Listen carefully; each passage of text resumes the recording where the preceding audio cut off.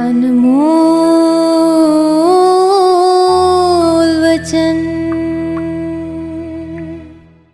गुरु दी साजी और नवाजी गुरु प्यारी साध संगत जी, वाहिगुरु जी का खालसा वाहिगुरु जी की फतेह। आप जी सरवण कर रहे सी गुरु हरगोबिंद साहब महाराज जी का पावन पवित्र प्रकाश वडाली की धरती के उपर होया। बाबे प्रिथी चंद नूं इस गल का बहुत दुख होया।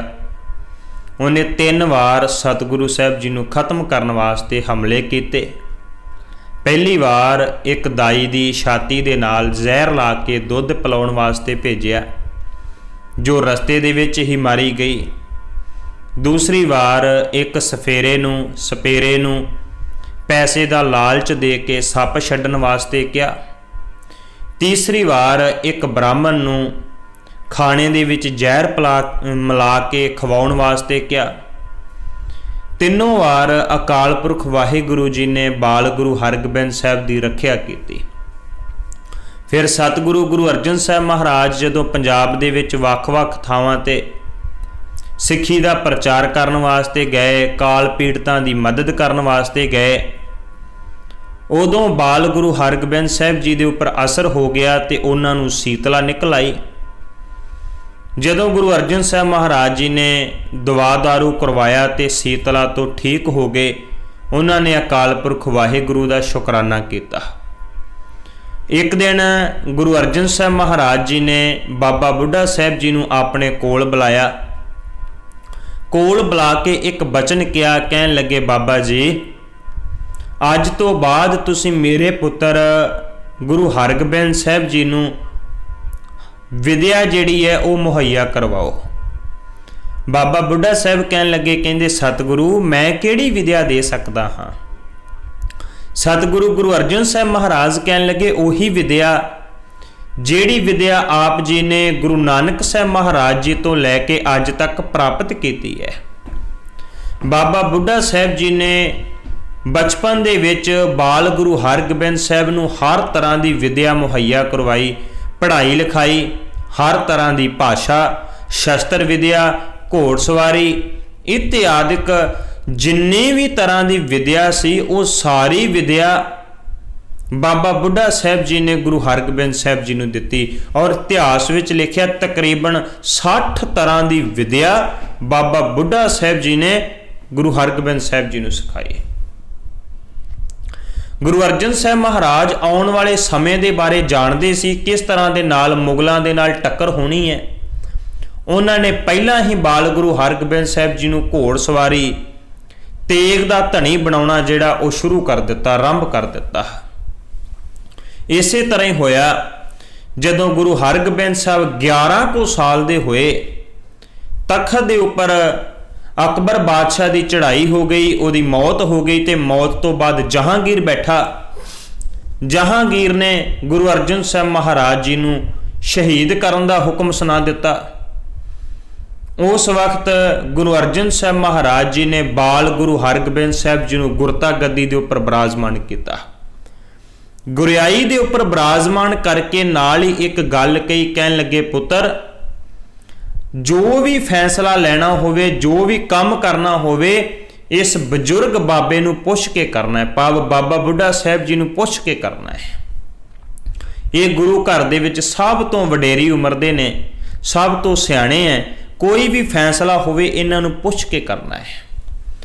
25 मई 1606 दे विच बाल गुरु हरगोबिंद साहब 11 साल की उम्र दे विच उन्होंने गुरता गद्दी के उपर विराजमान किया गया। सतगुरु गुरु अर्जन साहब महाराज लाहौर दे विच गए, उन्होंने बहुत सारे तसीहे दे के सीस दे विच गर्म रेता पा के उबलती हुई देग दे विच उबाल के कई तरह के तसीहे दे के उन्होंने शहीद कर दिता गया।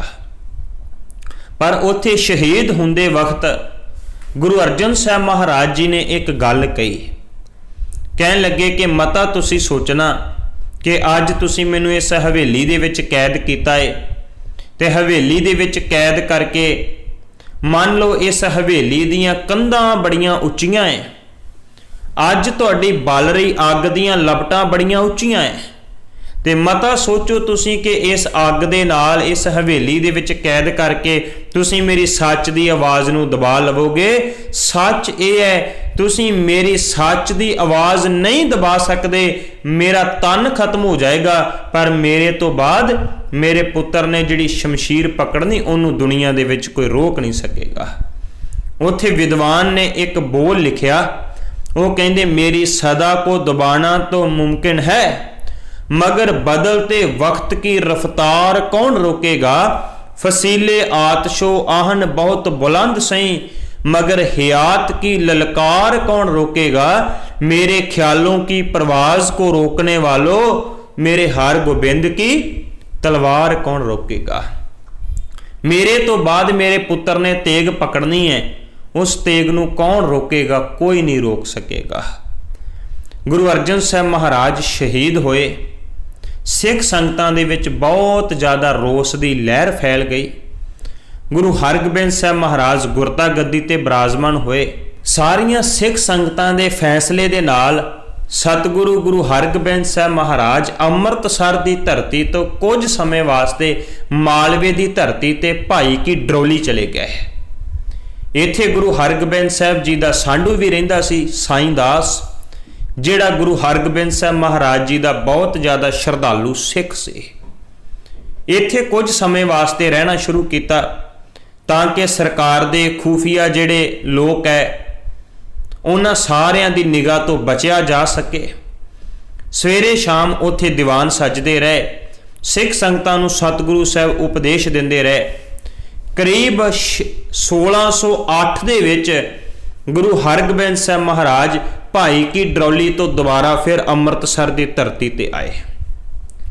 हुण सतगुरु साहब जी ने एक नवा ऐलान किया, एक नवा कारनामा करना शुरू किया, जिहदे नाल कुछ लोग जिहड़े सानू हैरान भी होए, पर जिहड़े सिख जानते सी उन्हां सारियां ने इस नवे ऐलान दे नाल उन्हां दे विच एक नवा उत्साह भरिया गया। की किया? सतगुरु साहब जी ने हुक्मनामे भेजने शुरू किए वख-वख थावां दे उपर सिख संगतां नूं कि हुण जदों तुसीं गुरु दरबार विच आउणा है, जिथे तुसीं अगे वधिया तो वधिया कीमती भेटावां लैके आउंदे हो, जिथे तुसीं अगे माया लैके आउंदे हो, जिथे तुसीं अगे चंगे तो चंगे बस्तर लैके आउंदे हो, हुण तुसीं गुरु दरबार विच वधिया तो वधिया घोड़े लैके आओ। हुण तुसीं गुरु दरबार विच वधिया तो वधिया शस्त्र लैके आओ। इन्हां शस्त्रां दे नाल, इह घोड़ियां दे नाल हुण इस जुल्म सरकार दे नाल जिहड़ी जालम सरकार बन चुकी है, जे सानू शांत बैठिया नूं भी टिकन नहीं दिंदी, बिना कारण गुरु अर्जन साहब महाराज वर्गे एक धर्मी पुरुष नूं शहीद कर दिंदी है, उस हुकूमत दे नाल हुण टक्कर लैनी पवेगी। सतगुरु साहब जी दे इस ऐलान दे नाल धड़ा धड़ गुरु के सिखां ने कोई घोड़े लैके आया, कोई चंगे तो चंगे शस्त्र लैके आया, जिहदे कोल लियाउण वास्ते घोड़े भी नहीं है, जिहदे कोल लियाउण वास्ते शस्त्र भी नहीं है, वो गुरु का सिख अपनियां जवानियां लैके आया। कहन लग्या सतगुरु मेरे कोल होर ते कुछ नहीं, मेरी जवानी आप जी दे अगे हाज़र है, जिथे कहोगे मैं लड़न वास्ते तैयार हाँ। सतगुरु ने सिखां नूं शस्त्र विद्या खिडाउणी शुरू की। शिकार खेडन वास्ते सतगुरु लैके जांदे। मान लो कुछ अंग्रेज़ विद्वानां दे अनुसार ये गुरु नानक साहब महाराज जी दे घर विच एक नवा मोड़ सी ते सतगुरु साहब जी ने मीरी ते पीरी नूं इकट्ठियां कीता। भावें मीरी पीरी गुरु नानक साहब महाराज जी तो आरंभ हो चुकी सी। जदों भट्ट साहबान ने गुरु नानक साहब महाराज की सिफत की ते गुरु नानक साहब महाराज जी नूं मीरी पीरी दे नाल ही संबोधन कीता सी। वो कहंदे सन कब कल सो जस गावों गुरु नानक राज जोग जिन माणियो। हे गुरु नानक साहब महाराज तुसीं राज भी माणिया, तुसीं जोग भी माणिया। ते भट्टां ने गुरु अंगद साहब महाराज ने भी कहा सी राज जोग लैना करे। राज का भाव राज भाव मीरी, जोग का भाव पीरी। मीरी पीरी का की भाव है? मीरी पीरी फारसी का शब्द है, जिहदा भाव है अमीरी का भाव अमीर बादशाह, पीरी का भाव धार्मिक गुरु। सतगुरु की बाणी दे विच दोवें शब्द इकट्ठे आए, कहंदे कोटी हूँ पीर वर्ज रहाए जा मीर सुनिया धाया। कहंदे भाव मीर का भाव मीर बादशाह बाबर की गल है। ते इथों दे धर्मी लोग उन्होंने करोड़ां पीर फकीर मनाए जदों पता लगा बादशाह चढ़ के आ रहा है। जदों गुरु रामदास महाराज गुरता गद्दी ते विराजमान होए ते भट्टां ने उन्हां वास्ते भी कहा सी राज जोग तख्त दीन गुर रामदास। भाव हे गुरु रामदास तुसीं भी राजियां दे राजे हो, जोगियां दे जोगी हो, मेरी पीरी है। पर गुरु नानक साहब महाराज जी दे घर अंदर गुरु अर्जन साहब महाराज जी तक ये जिहड़ी मेरी पीरी है शांतमई रही, केवल धर्म की गल कीती। गुरु अर्जन साहब महाराज जी की शहादत तो बाद ये मेरी पीरी गुरु नानक साहब महाराज के घर अंदर प्रगट हुई। गुरु हरगोबिंद साहब महाराज जी ने फिर तेग पकड़ ली। भावें कि शुरुआत आरंभता गुरु नानक साहब महाराज तो हुई, उन्हां दे हाथ विच भी एक डांग है, एक किताब है। आसा हथ किताब कश। हुण किताब का भाव धर्म है ते डंडे का डांग का भाव राज है। वो जेड़ा डांग वो जेड़ी मेरी है वो गुरु हरगोबिंद साहब महाराज ने प्रगट की। सतगुरु ने कहा जे हुण सानू इदां सिੱਖੀ का प्रचार करदिआं नूं फिर भी जालम सरकार ने टिकन नहीं देना तो हुण असीं टक्कर लवांगे। गुरु हरगोबिंद साहब महाराज जी ने एक थड़ा तैयार कराया जिन्हों काल बुंगा कहा गया, अज असीं उहनूं काल तख्त साहिब कहने हैं। सतगुरु ने अकाल तख्त साहिब की सिरजना की। पहला यह अकाल तख्त साहिब मुढ़ले रूप में एक छोटा थड़ा सी जिहदे उपर गुरु हरगोबिंद साहब महाराज विराजमान हुंदे सी। फिर इसे थड़े नूं मिसलां दे समय के दौरान एक बिल्डिंग बनाई गई जिन्हों अकाल तख्त साहिब कहा गया। 1984 दे विच उस बिल्डिंग नूं ढा दिता गया। दोबारा तो सिख संगतां ने वड्डे रूप में फिर दोबारा उहनूं उसारिया। सतगुरु गुरु हरगोबिंद साहब महाराज उस तखत के उपर बैठते शुभाईमान हुंदे, जिथे अगे केवल ते केवल सेली टोपी पहनी जाती सी, उत्थे गुरु हरगोबिंद साहब महाराज ने सुंदर दस्तार सजा ली। दस्तार के उपर सतगुरु साहब जी ने कलगी सजा ली ते कलगी सजा के सतगुरु साहब ने दरबार लाउणा शुरू किया। एक दिन गुरु हरगोबिंद साहब महाराज जी ने सिखां नूं भेज के सुर सिंह पिंड के रहने वाले बाबा नत्था माल ते बाबा अब्दुल्ला जिहड़े ढाडी सी उन्हां नूं बुलाया। उन्हां नूं कहा तुसीं ढाडी वारां गाउणियां शुरू करो। उन्हां ने जदों अकाल तख्त साहिब की सिरजना वेखी ते अकाल तख्त साहिब वाल वेख के उन्होंने पहली वार गाई। वो कहंदे सच्चा तख्त सहायो श्री गुर पाए कह।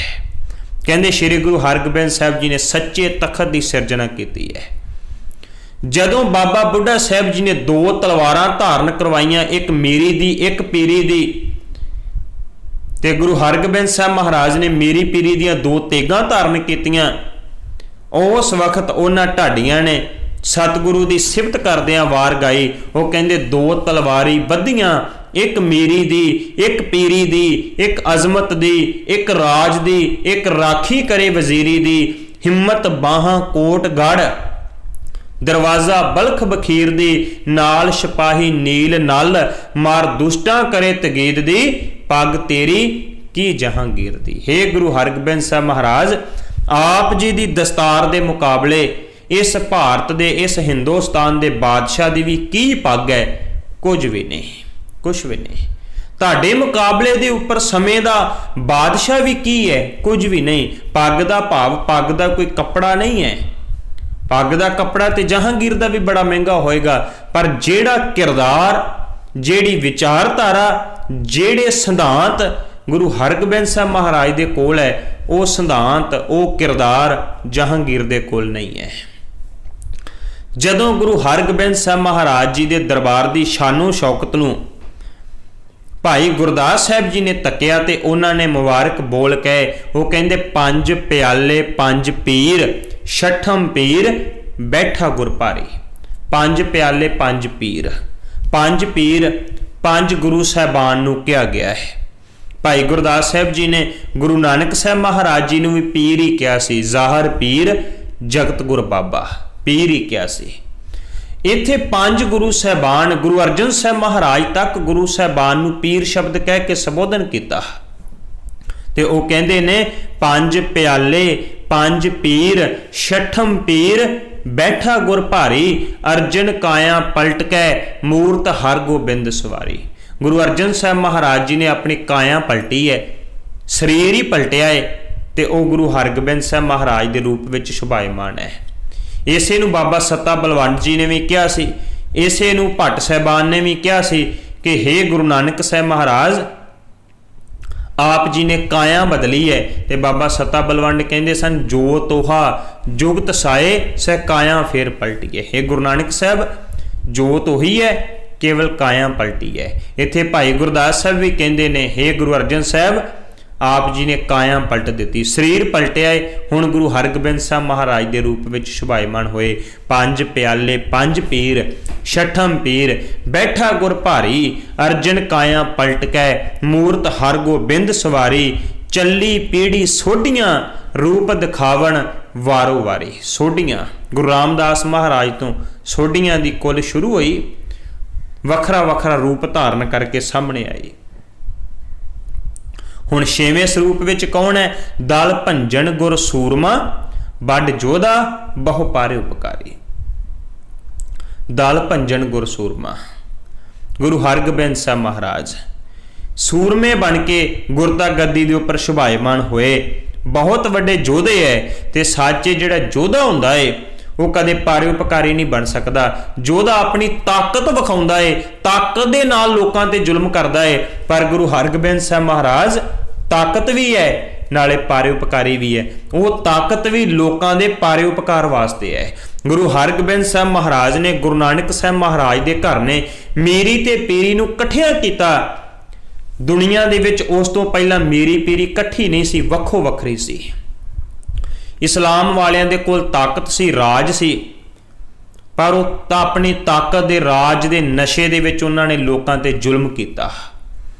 इस करके धर्म तो बिना उन्हां दी मीरी जिहड़ी है बादशाही जिहड़ी है वो जालम बन गई। जिहड़े भारत दे विच लोग सन वो भारत दे लोग जिहड़े है उन्हां दे कोल ताकत नहीं सी, वो केवल धर्मी बने हुए सन। ते उन्हां इस्लाम वालियां ने जुल्म किया, वो लोग कायर बन गए। इन्ने कायर बने कि वो इथों तक जदों उन्हां दी इज्जत लुट के कोई लै जांदा सी, उन्होंने इथों तक क्या कहता है जिन के बागों में जे लिखा हुआ है। भाव राज तो बिना धर्म जिहड़ा है वो कायर बन जाता है, ते धर्म तो बिना राज जिहड़ा है वो जालम बन जाता है, ते राज तो बिना धर्म कायर बन जाता है।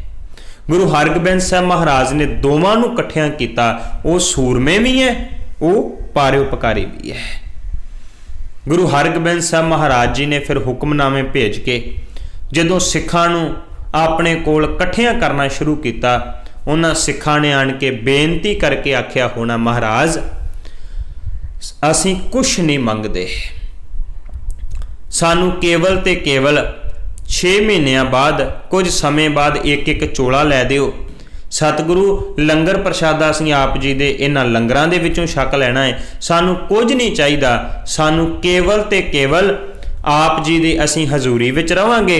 सतगुरु आ खाण पीण वास्ते आप जी दा लंगर है, सानू केवल एक चोला लै दिओ, जो हुक्म होवे असीं करन वास्ते तैयार हाँ, असीं लड़न वास्ते तैयार हाँ, असीं मरन वास्ते तैयार हाँ। जिहड़े लोग कई सदियां तो लताड़े हुए सन, जिन्हां नूं शूदर शूदर कह के लताड़िया गया सी, जिन्हां नूं ब्राह्मण ने लताड़िया, जिन्हां नूं जुल्म करन वालियां ने लताड़िया, जदों उन्हां नूं गुरु नानक साहब महाराज दे घर अंदर सहारा मिलिया, फिर उन्हां ने तेगां पकड़ लईआं, उन्हां ने शमशीरां पकड़ लईआं, ते पकड़ के उन्हां नूं एक वखरा जिंदगी जीउण दा नवां रस्ता मिलिया, ते वो रस्ते दे उपर चले। उन्हां गुरु हरगोबिंद साहब महाराज दी गवाही हेठ उस वक्त दी समय दी वड्डी हुकूमत नूं भाजड़ पा के रख दिती। सिखां ने शस्त्र विद्या खेडनी शुरू की, सिखां ने शिकार खेडने शुरू किए। मान लो उस वक्त सिख पंथ दे विच एक नवीं लहर दौड़ी, एक नवां रोह भरिया गया। ਹੁਣ ਮੇਰੀ ਪੀਰੀ ਦਾ ਨਵਾਂ ਇੱਕ ਯੁੱਗ ਸ਼ੁਰੂ ਹੋਇਆ ਤੇ ਮੇਰੀ ਪੀਰੀ ਦੇ ਰੂਪ ਵਿੱਚ ਗੁਰੂ ਹਰਗੋਬਿੰਦ ਸਾਹਿਬ ਮਹਾਰਾਜ ਅਗਵਾਈ ਕਰ ਰਹੇ ਨੇ ਤੇ ਸਿੱਖ ਸੰਗਤਾਂ ਉਹਨਾਂ ਦੇ ਮਗਰ ਮਗਰ ਪਾਏ ਪੂਰਨਿਆਂ ਦੇ ਉੱਪਰ ਚੱਲ ਰਹੀਆਂ ਹੈ। ਕਿਹੜੇ ਮਹਾਨ ਕਾਰਨਾਮੇ ਫਿਰ ਸਤਿਗੁਰੂ ਗੁਰੂ ਹਰਗੋਬਿੰਦ ਸਾਹਿਬ ਮਹਾਰਾਜ ਨੇ ਕੀਤੇ, ਇਹ ਆਪਾਂ ਕੱਲ ਦੇ ਪ੍ਰੋਗਰਾਮ ਵਿੱਚ, ਆਉਣ ਵਾਲੇ ਪ੍ਰੋਗਰਾਮ ਵਿੱਚ ਸਰਵਣ ਕਰਾਂਗੇ। ਇੰਨੀਆਂ ਬੇਨਤੀਆਂ ਪ੍ਰਵਾਨ, ਭੁੱਲ ਚੁੱਕ ਦੀ ਖਿਮਾ, ਅੱਗੇ ਵਾਸਤੇ ਸਮਤ ਬਖਸ਼ਣੀ। ਵਾਹਿਗੁਰੂ ਜੀ ਕਾ ਖਾਲਸਾ, ਵਾਹਿਗੁਰੂ ਜੀ ਕੀ ਫਤਿਹ। ਅਨਮੋਲ